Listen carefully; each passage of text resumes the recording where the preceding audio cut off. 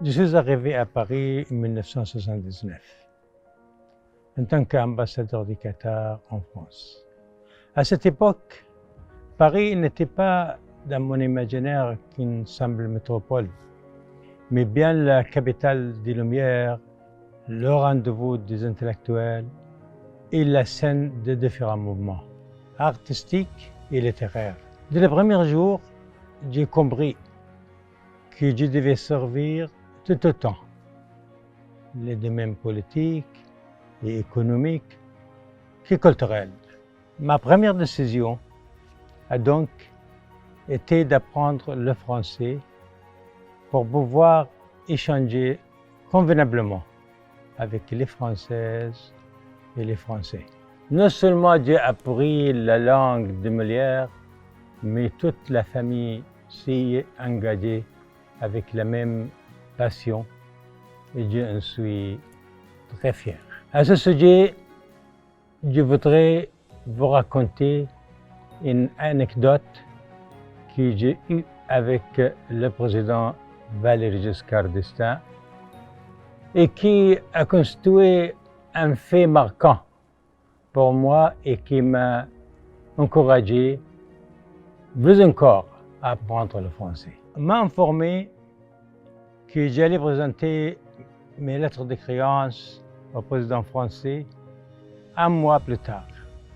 J'ai pensé en profiter pour commencer mes cours de français et apprendre le rudiment des paroles de protocole français.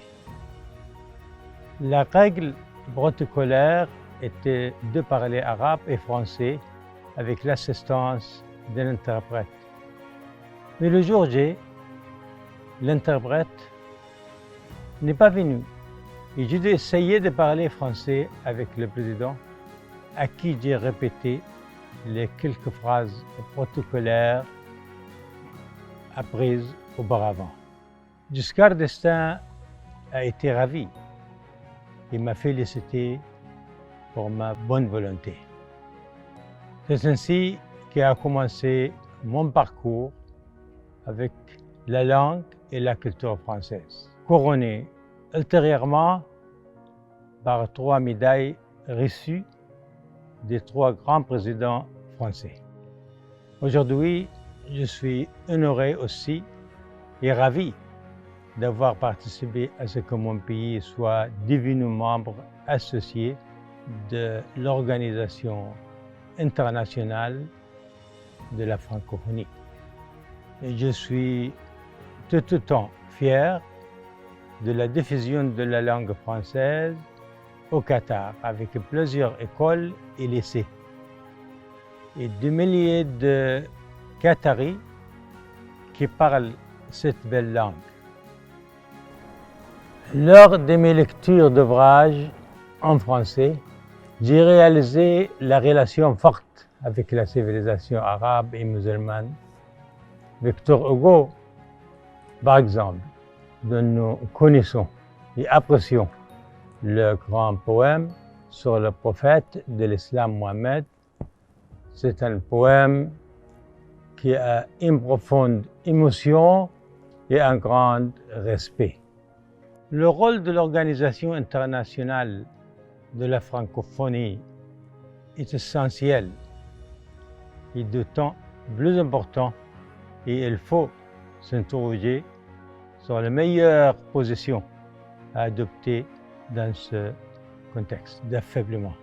Les actions concrètes doivent être efficaces, mais elles n'ont du sens que si elles sont accompagnées d'une réflexion sur le rôle et la mission d'une organisation communautaire et linguistique qui doit aussi observer et accompagner sans diriger l'évolution des pratiques linguistiques. Une langue, c'est un patrimoine unique en son genre.